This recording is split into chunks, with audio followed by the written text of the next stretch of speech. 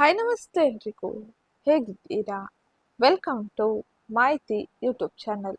ಮಾಹಿತಿ ಯೂಟ್ಯೂಬ್ ಚಾನಲ್ನ ಮತ್ತೊಂದು ವಿಡಿಯೋಗೆ ಸ್ವಾಗತ. ನಾನಿವತ್ತು ನಿಮಗೆ ತಿಳಿಸೋಕೆ ಬಂದಿರೋ ವಿಷಯ ಏನಪ್ಪ ಅಂದರೆ 2026ರ ಜೂನ್ ತಿಂಗಳಿನಲ್ಲಿ ಗುರುವಿನ ಸಂಚಾರ ಬದಲಾಗಲಿದೆ. ಗುರುವು ಒಂದು ರಾಶಿಯಿಂದ ಮತ್ತೊಂದು ರಾಶಿಗೆ ತನ್ನ ಪ್ರವೇಶವನ್ನು ಮಾಡಲಿದ್ದಾನೆ. ಇದರಿಂದಾಗಿ ಪ್ರತಿ 12 ರಾಶಿಯವರು ಕೂಡ ಅನೇಕ ರೀತಿಯ ಬದಲಾವಣೆಯನ್ನು ನೋಡಬಹುದು. ಅದರಲ್ಲೂ ಕೂಡ ವೃಷಭ ರಾಶಿಗೆ ಸೇರಿದ ವ್ಯಕ್ತಿಗಳು ಗುರುವಿನ ಸಂಚಾರದ ಪರಿಣಾಮದಲ್ಲಿ ತಮ್ಮ ಜೀವನದ ವಿವಿಧ ಅಂಶಗಳಾದ ವೃತ್ತಿ, ವ್ಯವಹಾರ, ಆರ್ಥಿಕತೆ, ಆರೋಗ್ಯ, ಶಿಕ್ಷಣ, ಕುಟುಂಬದಲ್ಲಿ ಏನೆಲ್ಲ ಬದಲಾವಣೆಯನ್ನು ನೋಡಲಿದ್ದಾರೆ, ಗುರುವಿನ ಗೋಚಾರ ಫಲಿತಾಂಶ ಹೇಗಿರಲಿದೆ ಎಂಬುದನ್ನ ಇವತ್ತಿನ ವಿಡಿಯೋದಲ್ಲಿ ವಿವರವಾಗಿ ತಿಳಿಯೋಣ. ಅದಕ್ಕಿಂತ ಮುಂಚೆ ಯಾರಿನ್ನೂ ಚಾನಲ್ಗೆ ಸಬ್ಸ್ಕ್ರೈಬ್ ಮಾಡ್ಕೊಂಡಿಲ್ಲ, ಚಾನಲ್ಗೆ ಸಬ್ಸ್ಕ್ರೈಬ್ ಮಾಡ್ಕೊಳ್ಳಿ.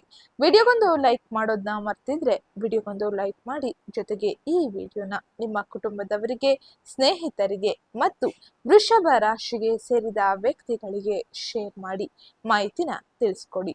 ಹಾಗೆ ಇವತ್ತಿನ ವಿಡಿಯೋ ಕಮೆಂಟ್ ಬಾಕ್ಸ್ನಲ್ಲಿ ಓಂ ಗುರುದೇವಾಯ ನಮಃ, ಮಹಾಲಕ್ಷ್ಮೀ ನಮಃ ಎಂಬ ಕಮೆಂಟ್ ಮಾಡಿ.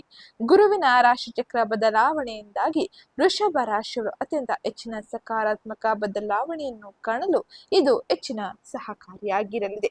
ದೇವಗುರು ಎಂದು ಕರೆಸಲ್ಪಡುವ ಗುರು ವೈದಿಕ ಜ್ಯೋತಿಷ್ಯದಲ್ಲಿ ಅತ್ಯಂತ ಪ್ರಭಾವಶಾಲಿ ಗ್ರಹದಲ್ಲಿ ಒಂದಾಗಿದೆ. ಇದನ್ನು ಅತ್ಯಂತ ಶುಭ ಎಂದು ಕರೆಯಲಾಗುತ್ತದೆ. ಇದರ ದೃಷ್ಟಿ ಅಮೃತದಂತೆ ಇರುತ್ತದೆ ಎಂದು ಪರಿಗಣಿಸಲಾಗುತ್ತದೆ. ಅಂದರೆ ಗುರುವು ತನ್ನ ದೃಷ್ಟಿಯಿಂದ ಜಾತಕದ ಯಾವುದೇ ಮನೆಯ ಪ್ರಭಾವವನ್ನು ಹೆಚ್ಚಿಸಬಹುದು. ಹಾಗೆ ಅದರಿಂದ ಸಂತೋಷ, ಸಂಪತ್ತಿನ ಬಾಗಿಲು ತೆರೆಯಲಿದೆ. ಗುರುವು 2026ರ ಕರ್ಕಾಟಕ ರಾಶಿಯಲ್ಲಿ ಜೂನ್ 2ರಿಂದ ತನ್ನ ಸಂಚಾರವನ್ನು ಆರಂಭಿಸಲಿದ್ದಾನೆ. ಇದರ ಪರಿಣಾಮವು ಏನೆಲ್ಲ ಬದಲಾವಣೆಯನ್ನು ನಿಮ್ಮ ಜೀವನದಲ್ಲಿ ತರಲಿದೆ, ಹಾಗೆ ಕರ್ಕಾಟಕ ರಾಶಿಯಲ್ಲಿ ಗುರುವಿನ ಪ್ರಭಾವ ಯಾವ ರೀತಿಯಲ್ಲಿ ಇರಲಿದೆ ಎಂದು ಈಗ ನೋಡೋಣ. ಗುರುವನ್ನು ಮಕ್ಕಳು, ಮದುವೆ, ಸಂಪತ್ತು, ಜ್ಞಾನದ ಗ್ರಹವೆಂದು ಪರಿಗಣಿಸಲಾಗುತ್ತದೆ. ಗುರುವು ಚಂದ್ರನಿಂದ ಆಳಲ್ಪಡುವ ಕರ್ಕಾಟಕ ರಾಶಿಯನ್ನು ಪ್ರವೇಶಿಸಿದ ತಕ್ಷಣ ಅದರ ಪ್ರಭಾವವು ಇದ್ದಕ್ಕಿದ್ದಂತೆ ಹೆಚ್ಚಾಗುತ್ತದೆ, ಏಕೆಂದರೆ ಅದು ಶುಭ ಗ್ರಹವಾಗಿದೆ. ಹಾಗೆ ಕರ್ಕಾಟಕ ರಾಶಿಯು ಗುರುವಿನ ಉತ್ತುಂಗ ಚಿಹ್ನೆಯಾಗಿದೆ. ಆದರೆ ಗುರುವು ಕರ್ಕಾಟಕ ರಾಶಿಗೆ ಬಂದ ನಂತರ ಉತ್ತುಂಗ ಫಲಿತಾಂಶವನ್ನು ನೀಡಲು ಪ್ರಾರಂಭಿಸುತ್ತಾನೆ. ಅಂತಹ ಪರಿಸ್ಥಿತಿಯಲ್ಲಿ ಅತ್ಯಂತ ಶುಭ ಅಂಶವನ್ನು ಹೊಂದಿರುವ ಮತ್ತು ಶುಭವೆಂದು ಪರಿಗಣಿಸಲಾಗಿರುವ ಗುರು ಗ್ರಹವು ತನ್ನ ಉಚ್ಚ ರಾಶಿಯಲ್ಲಿ ಬಂದಾಗ ಅದರ ಶುಭ ಫಲಿತಾಂಶವನ್ನು ನೀಡುವ ಸಾಮರ್ಥ್ಯವು ಹೆಚ್ಚಾಗುತ್ತದೆ. ಆದರೆ ಅದು ತನ್ನ ಸ್ಥಾನಕ್ಕೆ ಅನುಗುಣವಾಗಿ ಎಲ್ಲ ರಾಶಿಚಕ್ರ ಚಿಹ್ನೆಗೆ ಅಶುಭ ಮತ್ತು ಅಶುಭ ಫಲಿತಾಂಶವನ್ನು ನೀಡುವ ಸಾಮರ್ಥ್ಯವನ್ನು ಹೊಂದಿರುತ್ತದೆ. ಗುರುವು ಉಚ್ಚಯ ಸ್ಥಿತಿಯಲ್ಲಿ ಇರುವುದರಿಂದಾಗಿ ಗುರುವಿನ ಪ್ರಭಾವ ಹೇಗಿರಲಿದೆ, ವೃಷಭ ರಾಶಿಗೆ ಸೇರಿದ ವ್ಯಕ್ತಿಗಳಿಗೆ ಗುರು ಗೋಚಾರ ಫಲಿತಾಂಶ ಏನನ್ನು ಸೂಚಿಸಲಿದೆ ಎಂಬುದನ್ನ ಈಗ ನೋಡೋಣ. ಈ ಗುರುವಿನ ಸಂಚಾರದ ಪರಿಣಾಮ ವೃಷಭ ರಾಶಿಗೆ ಸೇರಿದ ವ್ಯಕ್ತಿಗಳಿಗೆ ಉತ್ತಮ ರೀತಿಯ ಫಲಿತಾಂಶವನ್ನು ತರಲಿದೆ. ಏಕೆಂದರೆ ಗುರುವು ನಿಮ್ಮ ರಾಶಿ ಚಕ್ರ ಚಿಹ್ನೆಯ 2ನೇ ಮತ್ತು 11ನೇ ಮನೆಯ ಅಧಿಪತಿಯಾಗಿದ್ದಾನೆ. ಈ ಸಂಚಾರದ ಸಮಯದಲ್ಲಿ ನಿಮ್ಮ 3ನೇ ಮನೆಯಲ್ಲಿ ಗುರುವಿನ ಸಂಚಾರದ ಪರಿಣಾಮವು ಸಣ್ಣ ಪ್ರವಾಸಗಳು, ಸಹೋದರರು, ಧೈರ್ಯ, ಶೌರ್ಯವನ್ನು ಸೂಚಿಸುತ್ತದೆ. ನಿಮ್ಮ ಆಸಕ್ತಿಗಳು ಹಾಗೆ ಹವ್ಯಾಸಗಳು ಹೆಚ್ಚಾಗುತ್ತದೆ. ಧರ್ಮ, ಜ್ಞಾನಕ್ಕೆ ಸಂಬಂಧಿಸಿದ ಕೆಲವು ಚಟುವಟಿಕೆಗಳಲ್ಲಿ ನೀವು ಹೆಚ್ಚಿನ ಆಸಕ್ತಿಯನ್ನು ಹೊಂದಲಿದ್ದೀರಿ. ನಿಮ್ಮ ಜ್ಞಾನ ಮತ್ತು ಮಾತಿನಿಂದ ಜನರನ್ನು ಮೆಚ್ಚಿಸಲಿದ್ದೀರಿ. ನೀವು ಯಶಸ್ವಿಯಾಗಲಿದ್ದೀರಿ. ಹಾಗೆ ಅನೇಕ ರೀತಿಯ ಅವಕಾಶಗಳನ್ನು ಕೂಡ ಪಡೆದುಕೊಳ್ಳಲಿದ್ದೀರಿ. ನಿಮ್ಮ ಒಡ ಹುಟ್ಟಿದವರೊಂದಿಗಿನ ನಿಮ್ಮ ಸಂಬಂಧವು ಸಿಹಿಯಾಗಿರಲಿದೆ. ಹಾಗೆ ಅವರ ಬೆಂಬಲವು ನಿಮ್ಮೊಂದಿಗೆ ಇರಲಿದೆ. ಸಣ್ಣ ಧಾರ್ಮಿಕ ಸ್ಥಳಗಳಿಗೆ ಭೇಟಿ ನೀಡುವ ಸಂದರ್ಭಗಳು ಉದ್ಭವವಾಗಲಿದೆ. ಹಾಗೆ ಕುಟುಂಬ ಸದಸ್ಯರಲ್ಲಿ ಸಾಮರಸ್ಯ ಕಂಡು ಬರಲಿದೆ. ನಿಮ್ಮ ಸಮಯದಲ್ಲಿ ನಿಮ್ಮಲ್ಲಿ ಸೋಮಾರಿತನ ಹೆಚ್ಚಾಗಬಹುದು. ನೀವು ಅದರಿಂದ ಹೊರಬರಲು ಪ್ರಯತ್ನಿಸಬೇಕಾಗಿರಲಿದೆ. ಇಲ್ಲದಿದ್ದರೆ ನೀವು ಅನೇಕ ದೊಡ್ಡ ಅವಕಾಶಗಳನ್ನು ಕೂಡ ಕಳೆದುಕೊಳ್ಳುವಂತೆ ಮಾಡಬಹುದು. ಗುರುವಿನ ಆಶೀರ್ವಾದದಿಂದ ವೈವಾಹಿಕ ಸಂಬಂಧದಲ್ಲಿನ ಕಹಿ ದೂರವಾಗುತ್ತದೆ. ಪರಸ್ಪರ ಸಾಮರಸ್ಯವು ಸುಧಾರಿಸುತ್ತದೆ, ಹಾಗೆ ಸಂಬಂಧವು ಬಲಗೊಳ್ಳುತ್ತದೆ. ನೀವು ದೀರ್ಘ ಪ್ರಯಾಣಗಳ ಮೂಲಕ ನಿಮ್ಮ ಆಧ್ಯಾತ್ಮಿಕ ಅಭ್ಯಾಸಗಳನ್ನು ಪೂರ್ಣಗೊಳಿಸಬಹುದು. ನಿಮ್ಮ ತಂದೆಯೊಂದಿಗಿನ ಸಂಬಂಧವು ಬಲವಾಗಿರಲಿದೆ. ನಿಮ್ಮ ಆದಾಯವು ಹೆಚ್ಚಾಗಲಿದೆ, ಹಾಗೆ ಒಂದಕ್ಕಿಂತ ಹೆಚ್ಚು ಮೂಲಗಳಿಂದ ನೀವು ಗಳಿಸುವ ಅವಕಾಶಗಳು ಸಾಧ್ಯತೆಗಳು ಹೆಚ್ಚಾಗಲಿದೆ. ನೀವು ಇಲ್ಲಿಯವರೆಗೆ ಗಳಿಸಿರುವ ಆದಾಯವು ಹೆಚ್ಚಾಗುವ ಸಾಧ್ಯತೆ ಇರಲಿದ್ದು, ಆರೋಗ್ಯದ ವಿಷಯದಲ್ಲಿ ನೀವು ಸ್ವಲ್ಪ ಜಾಗರೂಕತೆಯಿಂದ ಇರಬೇಕಾಗಿರಲಿದೆ. ಈ ಸಮಯದಲ್ಲಿ ಆರೋಗ್ಯಕ್ಕೆ ಹೆಚ್ಚಿನ ಮಹತ್ವವನ್ನು ನೀಡುವುದನ್ನು ಮರೆಯಬೇಡಿ. ಹಾಗೆ ಗುರುವಾರದಂದು ಅರಳಿ ಮರವನ್ನು ಮುಟ್ಟದೆ ನೀರನ್ನು ಅರ್ಪಿಸುವುದು ನಿಮಗೆ ಉತ್ತಮ ಫಲಿತಾಂಶವನ್ನು ನೀಡಲಿದೆ. ಇದು ಪ್ರಮುಖವಾಗಿ ಗುರುವಿನ ಸಂಚಾರದ ಪರಿಣಾಮದಿಂದಾಗಿ ನೀವು ಜೂನ್ ತಿಂಗಳ 2ರಿಂದ ನೋಡುವ ಪ್ರಮುಖ ಬದಲಾವಣೆಯಾಗಿದ್ದು, ಇನ್ನ ಈ ಮೇ ತಿಂಗಳ ದ್ವಿತೀಯಾರ್ಧದಲ್ಲಿ ವೃಷಭ ರಾಶಿಗೆ ಸೇರಿದ ವ್ಯಕ್ತಿಗಳಿಗೆ ಗ್ರಹ ಗೋಚಾರ ಫಲಿತಾಂಶ ಏನನ್ನು ಸೂಚಿಸಲಿದೆ ಎಂಬುದನ್ನ ಈಗ ವಿವರವಾಗಿ ನೋಡೋಣ. ಗ್ರಹ ಸಂಚಾರದ ಪರಿಣಾಮ ಏನೆಲ್ಲ ಎಚ್ಚರಿಕೆಯ ನಿರ್ಧಾರಗಳನ್ನು ತೆಗೆದುಕೊಳ್ಳಬೇಕು ಎಂಬುದನ್ನ ಈಗ ತಿಳಿಯೋಣ. ಮೊದಲಿಗೆ ಶುಕ್ರ ಗ್ರಹ. ಶುಕ್ರನು ನಿಮ್ಮ 1ನೇ ಮತ್ತು 6ನೇ ಮನೆಯ ಅಧಿಪತಿಯಾಗಿದ್ದಾನೆ. ಈ ಪ್ರಸ್ತುತ ಸಮಯದಲ್ಲಿ ನಿಮ್ಮ 2ನೇ ಮನೆಯಲ್ಲಿ ತನ್ನ ಸಂಚಾರವನ್ನು ಮಾಡುತ್ತಿದ್ದು, ಈ ಸಮಯದಲ್ಲಿ ಮಿಥುನ ರಾಶಿಯಲ್ಲಿ ಶುಕ್ರನ ಸಂಚಾರದ ಪರಿಣಾಮದಿಂದಾಗಿ ಧನ ವೃದ್ಧಿ, ಕೌಟುಂಬಿಕ ಸಂತೋಷ ನಿಮ್ಮನ್ನು ಹುಡುಕಿ ಬರಲಿದೆ. ಇನ್ನ ಕುಜನ ಸಂಚಾರ. ಕುಜನು ನಿಮ್ಮ 7ನೇ ಮತ್ತು 12ನೇ ಮನೆಯ ಅಧಿಪತಿಯಾಗಿದ್ದು, ಈ ಪ್ರಸ್ತುತ ಸಮಯದಲ್ಲಿ 12ನೇ ಮನೆಯಲ್ಲಿ ಸ್ವಕ್ಷೇತ್ರದಲ್ಲಿ ತನ್ನ ಸಂಚಾರವನ್ನು ಮಾಡುತ್ತಿರುವುದರಿಂದಾಗಿ ನಿದ್ರಾಹೀನತೆ, ವಾಹನ, ಆಸ್ಪತ್ರೆ ಖರ್ಚುಗಳು, ವಿದೇಶ ವ್ಯವಹಾರಗಳಲ್ಲಿ ಲಾಭ, ದೈಹಿಕ ಶ್ರಮಕ್ಕೆ ಹೆಚ್ಚಿನ ಮಹತ್ವವನ್ನು ಕುಜ ನೀಡಲಿದ್ದಾನೆ. ಇನ್ನ ಸೂರ್ಯನ ಸಂಚಾರ. ಸೂರ್ಯನು ನಿಮ್ಮ 4ನೇ ಮನೆಯ ಅಧಿಪತಿಯಾಗಿದ್ದಾನೆ. ಈ ಪ್ರಸ್ತುತ ಸಮಯದಲ್ಲಿ ವೃಷಭ ರಾಶಿಯಲ್ಲೇ ತನ್ನ ಸಂಚಾರವನ್ನು ಮಾಡುತ್ತಿರುವ ಸೂರ್ಯನಿಂದಾಗಿ ವೃಷಭ ರಾಶಿಯವರ ಆತ್ಮವಿಶ್ವಾಸ ಹೆಚ್ಚಾಗಲಿದೆ. ಸರ್ಕಾರಿ ಕೆಲಸಗಳಲ್ಲಿ ಯಶಸ್ಸನ್ನು ಸಾಧಿಸಲು ಅನೇಕ ರೀತಿಯ ಅವಕಾಶಗಳು ಸಿಗಲಿದ್ದು, ಈ ಸಮಯದಲ್ಲಿ ಸರ್ಕಾರಿ ಕೆಲಸದಲ್ಲೂ ಕೂಡ ನೀವು ಯಶಸ್ಸನ್ನು ಸಾಧಿಸಬಹುದಾಗಿರಲಿದೆ. ಇನ್ನ ಬುಧನ ಸಂಚಾರ. ಬುಧ ನಿಮ್ಮ 2ನೇ ಮತ್ತು 5ನೇ ಮನೆಯ ಅಧಿಪತಿಯಾಗಿದ್ದಾನೆ. ಈ ಪ್ರಸ್ತುತ ಸಮಯದಲ್ಲಿ 1ನೇ ಮನೆಯಲ್ಲಿ ಬುಧನ ಸಂಚಾರದಿಂದಾಗಿ ನೀವು ಬುದ್ಧಿಮತ್ತೆ, ಚುರುಕುತನ, ಆಲೋಚನೆಗಳು, ಹೂಡಿಕೆಗಳತ್ತ ಹೆಚ್ಚಿನ ಗಮನವನ್ನು ನೀಡಲಿದ್ದೀರಿ. ಇದರಿಂದ ಲಾಭವನ್ನು ಕೂಡ ಪಡೆಯಲಿದ್ದೀರಿ. ಇನ್ನು ಶನಿಯ ಸಂಚಾರ. ಶನಿ ನಿಮ್ಮ 9ನೇ ಮತ್ತು 10ನೇ ಮನೆಯ ಅಧಿಪತಿಯಾಗಿದ್ದಾನೆ. ಈ ಪ್ರಸ್ತುತ ಸಮಯದಲ್ಲಿ ಶನಿ 11ನೇ ಮನೆಯಲ್ಲಿ ಅಂದರೆ ಮೀನ ರಾಶಿಯಲ್ಲಿ ತನ್ನ ಸಂಚಾರವನ್ನು ಮಾಡುತ್ತಿರುವುದರಿಂದಾಗಿ ಶನಿಯಿಂದಾಗಿ ಲಾಭದಲ್ಲಿ ಯೋಗಕಾರಕ, ವೃತ್ತಿಯಲ್ಲಿ ಸ್ಥಿರತೆ, ಹಾಗೆ ಶ್ರಮಕ್ಕೆ ತಕ್ಕ ಪ್ರತಿಫಲವನ್ನು ನೀಡಲಿದ್ದಾನೆ. ಹಿರಿಯರ ಆಶೀರ್ವಾದವನ್ನು ನೀಡಲಿದ್ದಾನೆ. ಇನ್ನು ಈ ಪ್ರಸ್ತುತ ಸಮಯದಲ್ಲಿ ಗ್ರಹ ಗೋಚರ ಫಲಿತಾಂಶವು ನಿಮ್ಮ ವೃತ್ತಿ ಮತ್ತು ಉದ್ಯೋಗದ ಕ್ಷೇತ್ರದಲ್ಲಿ ಏನೆಲ್ಲ ಬದಲಾವಣೆಯನ್ನು ತರಲಿದೆ ಎಂಬುದನ್ನ ಈಗ ನೋಡೋಣ. ನಿಮ್ಮ ರಾಶಿಗೆ ಕರ್ಮ ಮತ್ತು ಭಾಗ್ಯದ ಅಧಿಪತಿ 10 ಮತ್ತು 9ನೇ ಮನೆಯ ಸ್ಥಾನಾಧಿಪತಿಯಾದ ಶನಿ ಲಾಭದ ಸ್ಥಾನದಲ್ಲಿ ಅಂದರೆ 11ನೇ ಮನೆಯಲ್ಲಿ ಇರುವುದರಿಂದಾಗಿ ಉದ್ಯೋಗಿಗಳಿಗೆ ಬಲವಾದ ರಕ್ಷಾ ಕವಚದಂತೆ ಇದು ಕೆಲಸ ಮಾಡಲಿದೆ. ಹಾಗೆ ಈ ಪ್ರಸ್ತುತ ಸಮಯದಲ್ಲಿ ಸೂರ್ಯನು ಕೂಡ ಬುಧನ ಜೊತೆ ಇರುವುದರಿಂದಾಗಿ, ಅದರಲ್ಲೂ ಲಗ್ನದಲ್ಲಿ ಬುಧ ಮತ್ತು ಸೂರ್ಯರ ಸಂಯೋಗದಿಂದಾಗಿ ನಿಮ್ಮ ಕೆರಿಯರ್ನಲ್ಲಿ ಅತ್ಯಂತ ಅನುಕೂಲಕರವಾದ ಬದಲಾವಣೆ ಆಗಲಿದೆ. ಸೂರ್ಯ ನಾಯಕತ್ವಕ್ಕೆ ಕಾರಕನಾಗಿದ್ದು, ಬುಧ ಬುದ್ಧಿಗೆ ಕಾರಕನಾಗಿದ್ದಾನೆ. ಇವರಿಬ್ಬರ ಸಂಯೋಗದಿಂದಾಗಿ ನಿಮ್ಮ ಬುದ್ಧಿಮತ್ತೆಗೆ ಮೇಲಾಧಿಕಾರಿಗಳ ಪ್ರಶಂಸೆ ಸಿಗಲಿದೆ.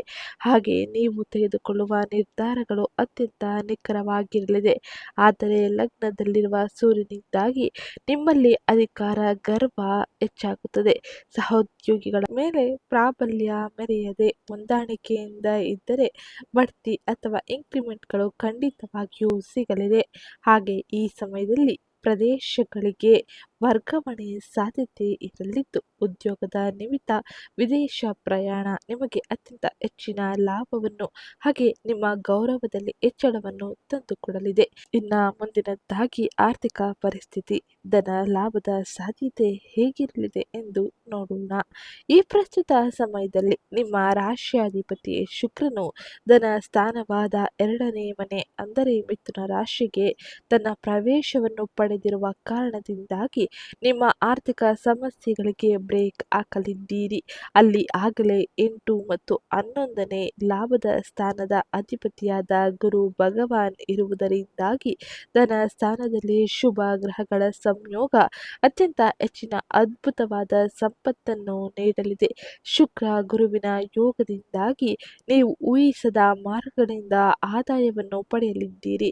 ನಿಂತು ಹೋಗಿರುವ ಹಳೆಯ ಬಾಕಿಗಳು ಪಾವತಿ ವಸೂಲಿಯಾಗಲಿದೆ. ಹಾಗೆ ಉಳಿತಾಯದ ಕಡೆ ಹೆಚ್ಚಿನ ಗಮನವನ್ನು ನೀಡಲಿದ್ದೀರಿ. ಹಾಗೆ ಈ ಪ್ರಸ್ತುತ ಸಮಯದಲ್ಲಿ ಕುಜ 11ನೇ ಮನೆಯಲ್ಲಿ ಇರುವುದರಿಂದಾಗಿ ಖರ್ಚುಗಳು ಗಗನಕ್ಕೆ ಏರಲಿದೆ. ಮನೆ ರಿಪೇರಿ, ವಾಹನಗಳಿಗೆ ಅಥವಾ ಪ್ರಯಾಣಗಳಿಗೆ ಸಂಬಂಧಿಸಿದಂತೆ ವಿಪರೀತ ಖರ್ಚುಗಳು ಆಗಲಿದೆ. ಹಾಗಾಗಿ ಉಳಿತಾಯದ ಕಡೆ ಗಮನ ಕೊಡುವುದು ಅತಿ ಕಷ್ಟಕರವಾಗಿರಲಿದೆ. ಇದು ಆರ್ಥಿಕವಾಗಿ ಪ್ರಮುಖವಾಗಿ ನೀವು ನೋಡುವ ಬದಲಾವಣೆ ಆಗಿದ್ದು, ಇನ್ನು ಆರೋಗ್ಯಕ್ಕೆ ಸಂಬಂಧಿಸಿದಂತೆ ಈ ಪ್ರಸ್ತುತ ಸಮಯದಲ್ಲಿ ವೃಷಭ ರಾಶಿಯು ಯಾವ ರೀತಿಯ ಎಚ್ಚರಿಕೆ ಕ್ರಮವನ್ನು ವಹಿಸಬೇಕು ಎಂಬುದನ್ನು ತಿಳಿಯೋಣ. ಈ ಪ್ರಸ್ತುತ ಸಮಯದಲ್ಲಿ ನಿಮ್ಮ ಲಗ್ನಾಧಿಪತಿಯ ಶುಕ್ರನು ಮಿಥುನ ರಾಶಿಯಲ್ಲಿ ತನ್ನ ಸಂಚಾರವನ್ನು ಮಾಡುವುದರಿಂದಾಗಿ ನೀವು ಬಹಳ ಎಚ್ಚರಿಕೆಯಿಂದ ಇರಬೇಕಾಗಿರಲಿದೆ. ಹಾಗೆ ಸೂರ್ಯನು ಲಗ್ನಕ್ಕೆ ಪ್ರವೇಶಿಸುವುದರಿಂದಾಗಿ ವೃಷಭ ರಾಶಿಗೆ ಸೇರಿದ ವ್ಯಕ್ತಿಗಳ ದೈಹಿಕ ಉಷ್ಣಾಂಶ, ಕಣ್ಣುರಿ, ತಲೆನೋವು ಸಾಧ್ಯತೆ ಅಧಿಕವಾಗಿರಲಿದೆ. ಲಗ್ನದಲ್ಲಿರುವ ಸೂರ್ಯನು ರೋಗ ನಿರೋಧಕ ಶಕ್ತಿಯನ್ನು ಹೆಚ್ಚಿಸುತ್ತಾನೆ, ಪಿತ್ತ ದೋಷವನ್ನು ಉಂಟು ಮಾಡುತ್ತಾನೆ. ಹಾಗಾಗಿ ಪ್ರಶಾಂತವಾಗಿ ನಿದ್ದೆ ಹಾಗೆ ಹೆಚ್ಚು ನೀರು ಕುಡಿಯುವುದು ಅತಿ ಅವಶ್ಯಕವಾಗಿರಲಿದೆ. ತಂಪು ಆಹಾರ ಪದಾರ್ಥಗಳನ್ನು ಸೇವಿಸುವುದು ಬಹಳ ಅಗತ್ಯವಾಗಿರಲಿದೆ. ಹಾಗೆ ವ್ಯಯಾಧಿಪತಿ ಕುಜನು ಕೂಡ ಮೇಷರಾಶಿಯಲ್ಲಿ ತನ್ನ ಸಂಚಾರವನ್ನು ಮಾಡುವುದರಿಂದಾಗಿ ನಿದ್ರಾ ಚಕ್ರ ತೀವ್ರವಾಗಿ ಹದಗೆಡುವ ಸಾಧ್ಯತೆ ಇರಲಿದೆ. ಹಾಗೆ ಆ ಕಾರಣದ ಆತಂಕ, ಪಾದಗಳಿಗೆ ಸಂಬಂಧಿಸಿದ ನೋವುಗಳು ಅಥವಾ ಸಣ್ಣ ಪುಟ್ಟ ಗಾಯಗಳ ಅಪಾಯ ಈ ಸಮಯದಲ್ಲಿ ಅತಿ ಹೆಚ್ಚಾಗಿರಲಿದೆ. ಇದು ಆರೋಗ್ಯಕ್ಕೆ ಸಂಬಂಧಿಸಿದಂತೆ ನೀವು ಪ್ರಮುಖವಾಗಿ ನೋಡುವ ಬದಲಾವಣೆಯಾಗಿದ್ದು, ಇನ್ನು ಮುಂದಿನದ್ದಾಗಿ ಕುಟುಂಬ ಕ್ಷೇತ್ರಕ್ಕೆ ಸಂಬಂಧಿಸಿದಂತೆ ವೈಯಕ್ತಿಕ ಸಂಬಂಧಗಳಿಗೆ ಸಂಬಂಧಿಸಿದಂತೆ ಏನೆಲ್ಲ ಬದಲಾವಣೆಯನ್ನು ಈ ಮೇ ತಿಂಗಳ ದ್ವಿತೀಯಾರ್ಧದಲ್ಲಿ ನೀವು ಕಾಣಲಿದ್ದೀರಿ ಎಂಬುದನ್ನು ಈಗ ನೋಡೋಣ. ಶುಕ್ರನು ಕುಟುಂಬ ಸ್ಥಾನವಾದ 2ನೇ ಮನೆಯಲ್ಲಿ ಗುರುವಿನೊಂದಿಗೆ ಸೇರಿರುವುದರಿಂದಾಗಿ ಸಂತೋಷ ತುಂಬಿ ತುಳುಕಲಿದೆ. ಮನೆಯಲ್ಲಿ ಶುಭ ಕಾರ್ಯಗಳು ನಡೆಯಲಿದೆ. ವಾತಾವರಣ ಉತ್ತಮ ರೀತಿಯಲ್ಲಿ ಇರಲಿದೆ. ಸುಂದರವಾದ ಬಟ್ಟೆ ಆಭರಣ ಖರೀದಿಸಲಿದ್ದೀರಿ. ನಿಮ್ಮ ಮಾತಿನ ಮಾಧುರ್ಯವು ಕುಟುಂಬ ಸದಸ್ಯರನ್ನು ಆಕರ್ಷಿಸಲಿದೆ. ಹಾಗೆ ಈ ಸಮಯದಲ್ಲಿ ನೀವು ಒಂದಿಷ್ಟು ಏಕಾಂತವನ್ನು ಕೂಡ ಬಯಸುವ ಸಾಧ್ಯತೆ ಇರಲಿದೆ. ಕುಟುಂಬ ಸದಸ್ಯರೊಂದಿಗೆ ಉತ್ತಮ ರೀತಿಯ ಸಮಯವನ್ನು ಕಳೆಯಲಿದ್ದೀರಿ. ಇದು ನಿಮಗೆ ಹೆಚ್ಚಿನ ಸಂತೋಷವನ್ನು ನೀಡಲಿದೆ.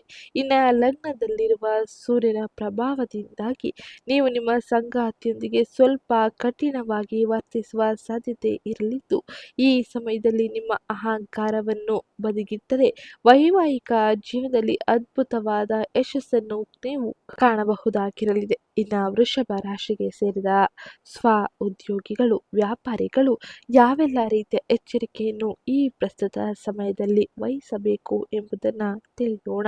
ಮೇ 14ರಂದು ಲಗ್ನಾಧಿಪತಿ ಶುಕ್ರ ದ್ವಿತೀಯ ಸ್ಥಾನಕ್ಕೆ ತನ್ನ ಪ್ರವೇಶವನ್ನು ಮಾಡಿರುವುದರಿಂದಾಗಿ ನಿಮ್ಮ ಬ್ರ್ಯಾಂಡ್ ಇಮೇಜ್ ಹೆಚ್ಚಾಗುತ್ತದೆ. ವಾಕ್ಚಾತುರ್ಯದಿಂದಾಗಿ ಹೊಸ ಕ್ಲೈಂಟ್ಗಳನ್ನು ಆಕರ್ಷಿಸಲಿದ್ದೀರಿ. ವ್ಯಾಪಾರ ಪಾಲುದಾರರೊಂದಿಗಿನ ಸಣ್ಣ ಪುಟ್ಟ ಭಿನ್ನಾಭಿಪ್ರಾಯಗಳು ದೂರವಾಗಲಿದೆ. ಹಾಗೆ 12ನೇ ಮನೆಯಲ್ಲಿ ಅಂದರೆ ಮೇಷ ರಾಶಿಯಲ್ಲಿ ಕುಜನ ಸಂಚಾರದ ಪರಿಣಾಮದಿಂದಾಗಿ ವ್ಯಾಪಾರದಲ್ಲಿ ಹೂಡಿಕೆಗಳ ವಿಷಯದಲ್ಲಿ ಬಹಳ ಎಚ್ಚರಿಕೆ ಅತಿ ಅಗತ್ಯವಾಗಿರಲಿದೆ. ಅನಗತ್ಯ ಪ್ರಯೋಗಗಳನ್ನು ಮಾಡಬೇಡಿ. ಇಂಪೋರ್ಟ್ ಎಕ್ಸ್ಪೋರ್ಟ್ ಬಹುರಾಷ್ಟ್ರೀಯ ಕಂಪನಿಗಳೊಂದಿಗಿನ ವ್ಯಾಪಾರವನ್ನು ಮಾಡುವವರು ಈ ಸಮಯದಲ್ಲಿ ಲಾಭವನ್ನು ಕೂಡ ನೋಡಲಿದ್ದಾರೆ. ಕಷ್ಟಪಟ್ಟು ಕೆಲಸ ಮಾಡಿದರೆ ಅತ್ಯಂತ ಹೆಚ್ಚಿನ ಶುಭ ಫಲಿತಾಂಶವನ್ನು, ಲಾಭವನ್ನು ದುಪ್ಪಟ್ಟಾಗಿ ಹೀಗೆ ಪಡೆಯಬಹುದಾಗಿರಲಿದೆ. ಇನ್ನು ಮುಂದಿನದಾಗಿ ಶಿಕ್ಷಣ ಕ್ಷೇತ್ರಕ್ಕೆ ಸಂಬಂಧಿಸಿದಂತೆ ವೃಷಭ ರಾಶಿಗೆ ಸೇರಿದ ವಿದ್ಯಾರ್ಥಿಗಳು ಏನೆಲ್ಲ ಬದಲಾವಣೆಯನ್ನು ನೋಡಲಿದ್ದಾರೆ ಎಂದು ನೋಡೋಣ. ಈ ಪ್ರಸ್ತುತ ಸಮಯದಲ್ಲಿ ಬುಧನು ಜನ್ಮ ರಾಶಿಯಲ್ಲಿ ತನ್ನ ಸಂಚಾರವನ್ನು ಮಾಡುವುದರಿಂದಾಗಿ ವಿದ್ಯಾರ್ಥಿಗಳ ಆಲೋಚನಾ ವಿಧಾನದಲ್ಲಿ ಅದ್ಭುತವಾದ ಬದಲಾವಣೆ ಇರಲಿದೆ. ಸ್ಪರ್ಧಾತ್ಮಕ ಪರೀಕ್ಷೆಗಳಿಗೆ ಸಿದ್ಧತೆ ನಡೆಸುತ್ತಿರುವವರಿಗೆ, ಸಾಫ್ಟ್ವೇರ್ ಹಾಗೆ ಫೈನಾನ್ಸ್ ಕ್ಷೇತ್ರಕ್ಕೆ ಸಂಬಂಧಿಸಿದಂತೆ ವಿದ್ಯಾರ್ಥಿಗಳು ಅಭ್ಯಾಸವನ್ನು ನಡೆಸುತ್ತಿದ್ದರೆ ಈ ಸಮಯದಲ್ಲಿ ಅತ್ಯುತ್ತಮವಾದ ಯಶಸ್ಸನ್ನು ಪಡೆಯಲಿದ್ದಾರೆ. ಹಾಗೆ ಈ ಸಮಯದಲ್ಲಿ ನೀವು ಪಂಚಮಾಧಿಪತಿ ವಿದ್ಯಾಕಾರಕ ಬುಧನಿಂದಾಗಿ ಅತ್ಯಂತ ಹೆಚ್ಚಿನ ಶುಭ ಫಲಿತಾಂಶವನ್ನು ಏಕಾಗ್ರತೆಯಲ್ಲಿ ಬದಲಾವಣೆಯನ್ನು ಕೂಡ ನೋಡಲಿದ್ದೀರಿ. ಇದು ಇವತ್ತಿನ ವಿಡಿಯೋ ಆಗಿತ್ತು. ವಿಡಿಯೋ ಇಷ್ಟ ಆಗಿದ್ದಲ್ಲಿ ವಿಡಿಯೋಗೊಂದು ಲೈಕ್ ಮಾಡಿ, ಚಾನಲ್ಗೆ ಸಬ್ಸ್ಕ್ರೈಬ್ ಮಾಡ್ಕೊಳ್ಳೋದನ್ನ ಮರಿಬೇಡಿ.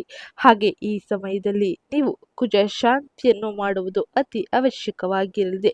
ಪ್ರತಿ ಮಂಗಳವಾರದಂದು ಸುಬ್ರಹ್ಮಣ್ಯ ಸ್ವಾಮಿ ಅಥವಾ ಹನುಮಂತನಿಗೆ ಸಿಂಧೂರದಿಂದ ಪೂಜೆ ಸಲ್ಲಿಸುವುದು ಅತ್ಯಂತ ಮಂಗಳಕರವಾಗಿರಲಿದೆ. ಇದರಿಂದಾಗಿ ಅನೇಕ ರೀತಿಯ ಸಕಾರಾತ್ಮಕ ಬದಲಾವಣೆಯನ್ನು ಜೀವನದಲ್ಲಿ ನೋಡಬಹುದಾಗಿರಲಿದೆ. ಹಾಗೆ ಇವತ್ತಿನ ವಿಡಿಯೋ ಕಮೆಂಟ್ ಬಾಕ್ಸ್ನಲ್ಲಿ ಓಂ ಗುರುದೇವಾಯ ನಮಃ, ಮಹಾಲಕ್ಷ್ಮೀ ನಮಃ ಎಂಬ ಕಮೆಂಟ್ ಮಾಡಿ. ಸಿಗ್ತೀನಿ ನೆಕ್ಸ್ಟ್ ವಿಡಿಯೋದಲ್ಲಿ. ವಿಡಿಯೋ ಇಷ್ಟ ಆಗಿದ್ದಲ್ಲಿ ನಿಮ್ಮ ಸ್ನೇಹಿತರಿಗೆ ಹಾಗೆ ವೃಷಭ ರಾಶಿಗೆ ಸೇರಿದ ವ್ಯಕ್ತಿಗಳಿಗೆ ಶೇರ್ ಮಾಡಿ ಮಾಹಿತಿನ ತಿಳಿಸ್ಕೊಡಿ.